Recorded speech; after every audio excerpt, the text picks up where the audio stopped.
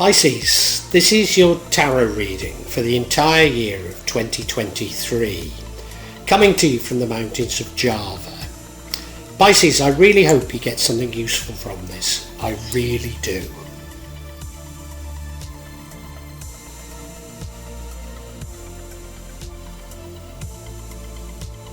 Pisces, immediately looking at this spread, there's some incongruities. I know I'm going to have to get clarification on some things. Some things don't seem to add up to the others. There's some strange things going on. It looks to be about love and relationships, but I might be wrong. The overall energy is the energy of the Queen of Wands. Queen of Wands is somebody that flits around people. She knows how to get the best out of others, but maybe she has a tendency to use others. You look to the bottom right and we have the Ten of Swords. That was being stabbed in the back, sudden and abrupt ending, a bitter ending almost certainly. The current energy, however, is the energy of the energy of the Three of Swords, which is a broken heart. I mean, well, look at it, it's a broken heart. So I think what's come to the ending is a relationship. So I think we are talking of relationships here.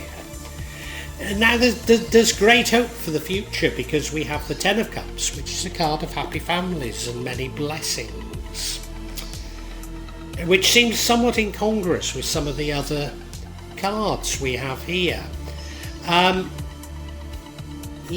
Not least because of the card impacting on the outcome is the King of Cups, the King of Love. He is somebody who's mastered his emotions, emotionally mature person. The energy that would change the outcome is the Ace of Swords. That's either you seeking out new information or ideas coming to you. And the outcome is the Queen of Pentacles, which I call the single mother card. I mean, that's the energy. You don't have to be a parent, you don't have to be female, but it's like you've got these dependencies. As I say, there's some incongruities here, so I'm going to have to really look into it in much more detail. And I hope you'll stick around with me to listen to that detail. But what I would say to you is, if you're finding this, if it's having some resonance, if you can hit the like button and make a comment, it really helps me. And what helps me even more is if you can subscribe to the channel and hit the bell so that you get future notifications. And for doing those things, I'd like to thank you so very much, Pisces.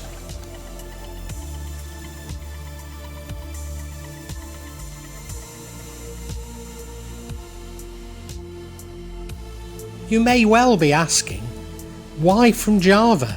What's important about tarot from Java? And the truth is, there is nothing so important about tarot from Java. Simply that here in Java, we have many different spirits who will come to help in your tarot reading. It'll probably put a different reflection on things. For example, the spirits here are less likely to be concerned about love and finances, despite people in Java being every bit as interested in these things as the rest of us. But maybe the spirits are trying to tell us something else. Now I'll be using probably 2 decks, but out of 3 decks. So the first deck is Tarot Nusantara, the second deck is the Steampunk deck, and the third deck is the Light Visions Tarot. Tarot Nusantara is actually a new one to me, which I love, whereas the Light Visions I've struggled with as a result of the rendering. Although I think I'll grow into it, I will keep using it and coming back to it. You can see on all of them I'm using quite a lot of salt, and that's to clear the energy and the spirits from them something that I do fairly regularly with my tarot. And I also, you'll see a number of gym out there that I use just to bring a good energy to the tarot and to my reading.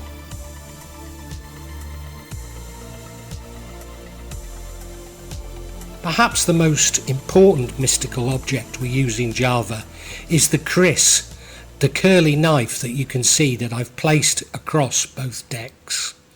Kris are very important for bringing the spirits to work on any object here in Java. Call on the spirits of the mountain to assist me in shuffling the cards, in selecting the cards and interpreting them correctly for Pisces for the whole of 2023. So yeah, the energy that runs throughout this entire reading is that the Queen of Wands. Now she's a lovely queen, people love her. She's something of a social butterfly, so she gets round loads of people. And she's very good at getting people to work together, creating synergy if you like. I suppose the downside of that is that she can be somewhat manipulative of others. Now, as I say, this is an energy that runs through the entire reading, so I need to bear that in mind. You look at the card, I mean, she is beautiful, you can't help but admire her. She's got the wand in one hand, but she's also got that sunflower, which suggests blessings to me. She's got a black cat by her. Now, it depends on your tradition how you see black cats, but I tend to see them positively. I don't know about you, but yeah, I tend to see black cats positively, so I don't see it as a bad omen, but maybe some of you do. But what I need to think about is to what degree you are coordinating others and creating something bigger, and to what degree maybe you are abusing others as I go through this reading.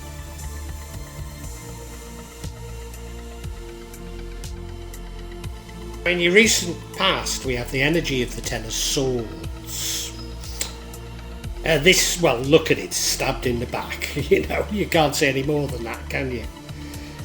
So it creates a bitter and sudden ending. I believe it's to love because of latter cards. So I think there was a bitter and sudden ending to love. Now, remembering that we've got this Queen of Wands, social butterfly, I wonder if you had more than one love on the go at one time. It's a possibility. I don't think you were necessarily malicious in doing so.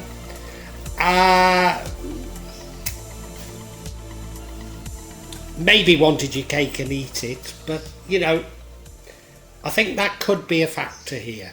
I think it could be. We'll see.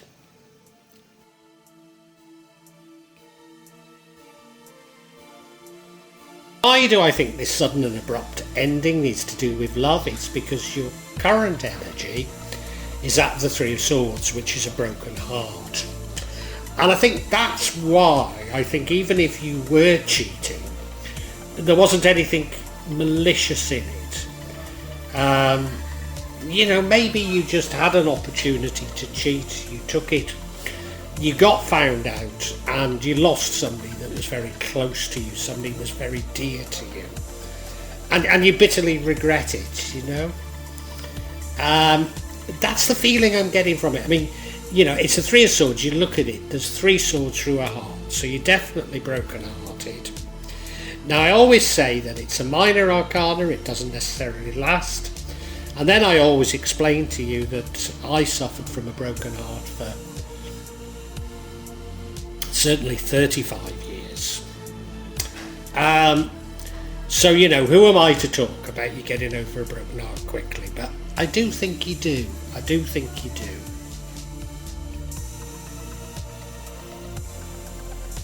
Now, in the future, we have the Ten of Cups, which I would say is the Happy Families card.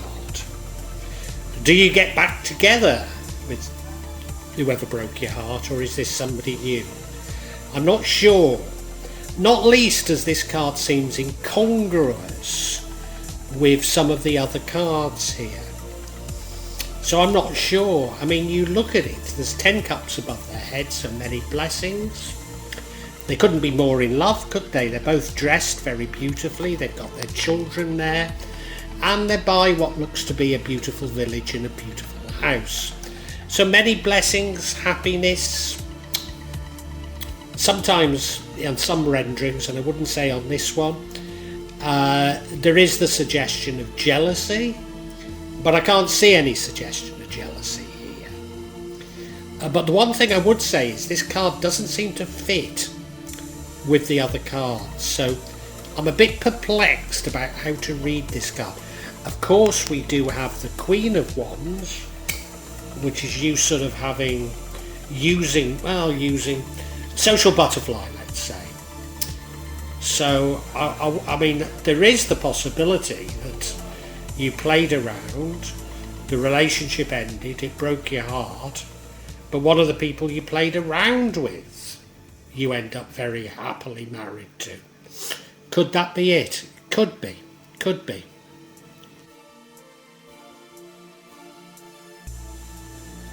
Now the energy impacting on the outcome is the King of Cups, which does suggest a degree of emotional maturity.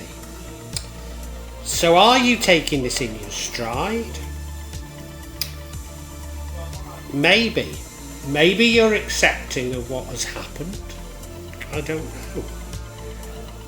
don't know. You're in tune with your emotions and the emotions of others. You look at the king, he's beautifully dressed, he's strong in his throne. He's holding up a cup, so it is about love probably. He's also holding up his scepter, so he is quite a powerful king. But I always say this about him. What the hell is his throne doing in the middle of the sea, like King Canute? With many of these cups, royal family, I always think you're a bit of a fool for love. Now the king isn't anything like as big a fool as the knight, but I wonder, I mean, it's all sort of suggesting to me that you have played around. It is. And I don't get a malicious feeling from it. You know, if it was the knight, people throw themselves at the knight and he can't resist. And I got the feeling it's a bit like that. You know, people just throw themselves at the knight and he's so loving, he takes it. Yeah, but there isn't anything malicious in the way he does it.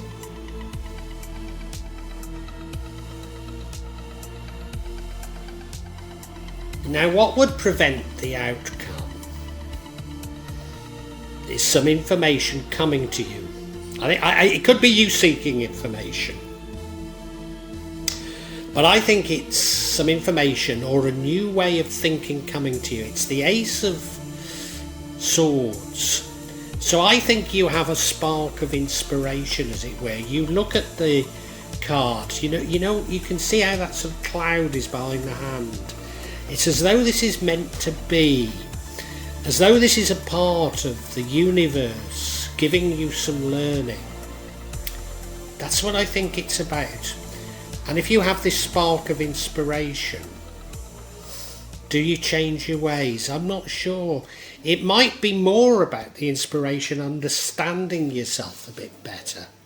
Maybe. Because the king does suggest that you have control of your emotions.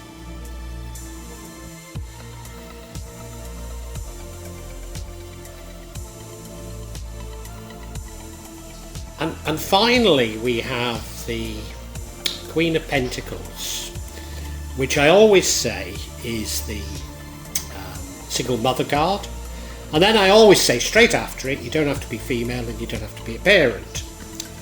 But it does feel like you're left with some dependence. So it does feel like there's been a relationship split, a relationship ending, which is what I thought. And to a certain degree, you've been left carrying some of the can. So I think I'm right. You have played around. The other person has left you. but it doesn't fit in with that Eight of Cups card. It doesn't. You look at her, I mean, she's dressed beautifully, she's holding the Pentacles, so she's struggling for money, but I think she's managing. There's a hair down there, which I think is to do with children.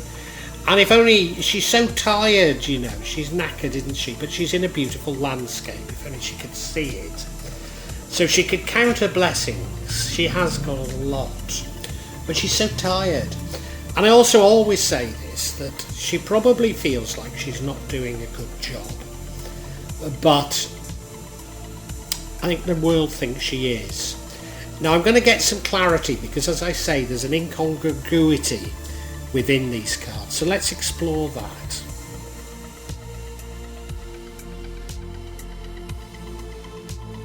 Well, I certainly believe that if I can understand this Ten of Cups, then all should be revealed to us. And the first card of clarity we have is the World card. So that's everything changing, a cycle ending and a new one beginning. So that would make total sense. It's normally associated with good things. The next card we have is another Ace of Swords. So some information coming to you. Now I said it was about yourself, and it could be about yourself, but it could be about the person who you've split up from. And then the final card of clarity is the Seven of Wands. That's you scoring some victories, but people potentially being jealous of you. Could that be the partner you've split up from? Could be, couldn't it?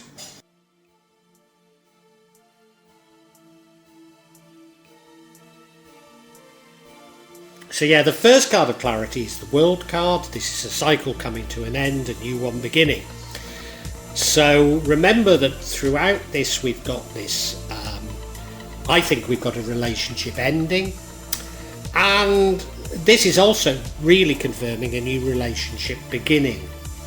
Now it does just occur to me that this new relationship might not be, you know, although it's about happy families, maybe it's about you just caring for your dependents, that you're not in a new monogamous relationship.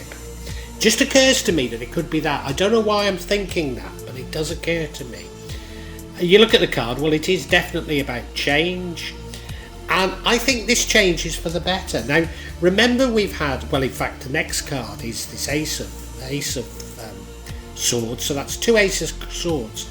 I think you learn something about yourself, and it's just possible you learn that you're not cut out to be monogamous, and you may be better off having many partners. And I think you can look after your dependents without a single partner.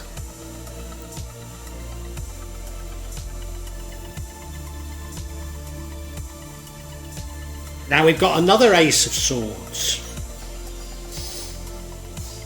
Remember, the Ace of Swords changes the outcome.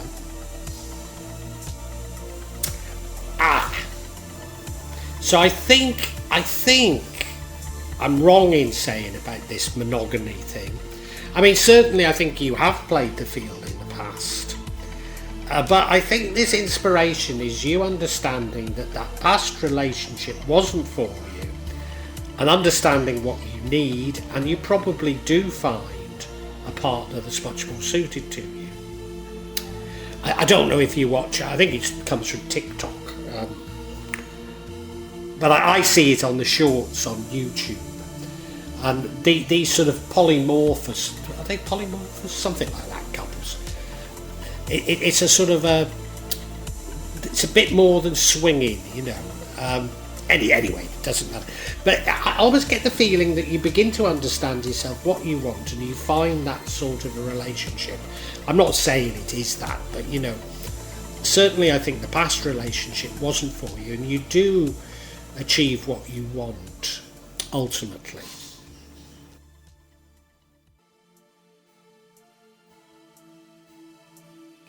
I've just had another thought, and that is, I think both of these descriptions of clarity I'm giving you are correct.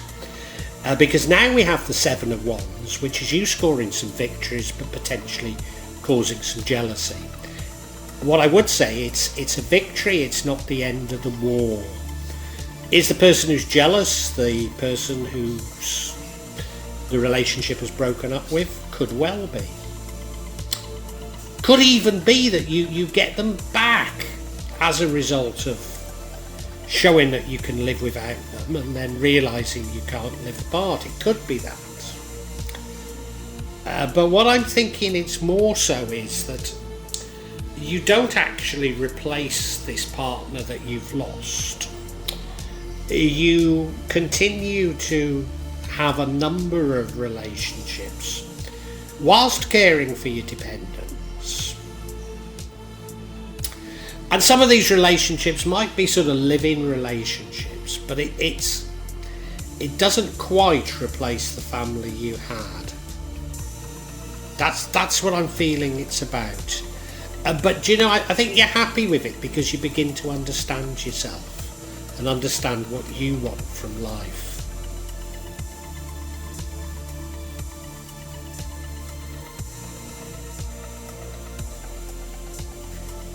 Pisces, I think in love you play around a little.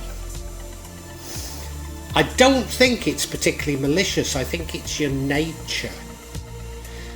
I think you're just not really that cut out for monogamy. And you've played around in the past and a relationship ended. And quite honestly, it broke your heart. Now, I don't know why it broke your heart. Did you want your cake and eat it? I think you've been sold this idea of monogamy, and so when the relationship ended, it was very bitter and it broke your heart. But you don't really understand yourself and what you want. But I think you begin to develop more emotional maturity, and you begin to understand yourself. But you have been left with people depending on you, and you do find that a bit of a struggle. You struggle to cope. I think you actually do a good job of it, but others might not think it. And what you're going to do is you're going to,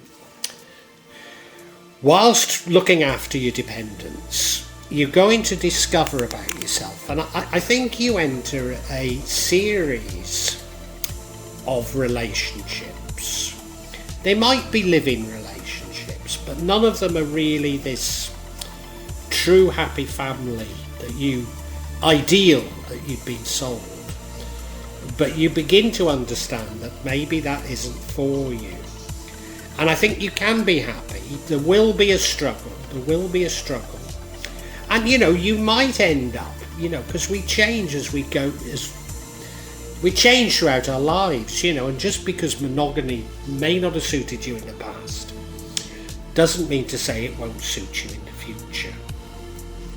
But I think it's about learning to be happy with yourself and what you are, not abusing others, being upfront with others about what you like and what you expect.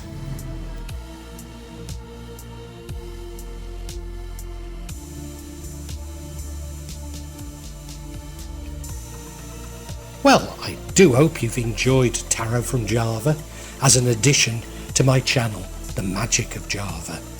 Please take a look at the other videos that I have on this channel about magic from Java, and I hope that you will become a subscriber.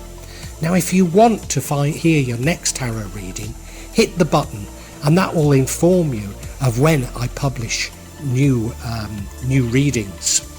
I'm certainly going to do a reading for every month, but maybe I will try them a bit more frequently, say a mid-month reading, and maybe also some special readings.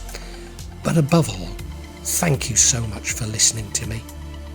Thank you, and enjoy Java.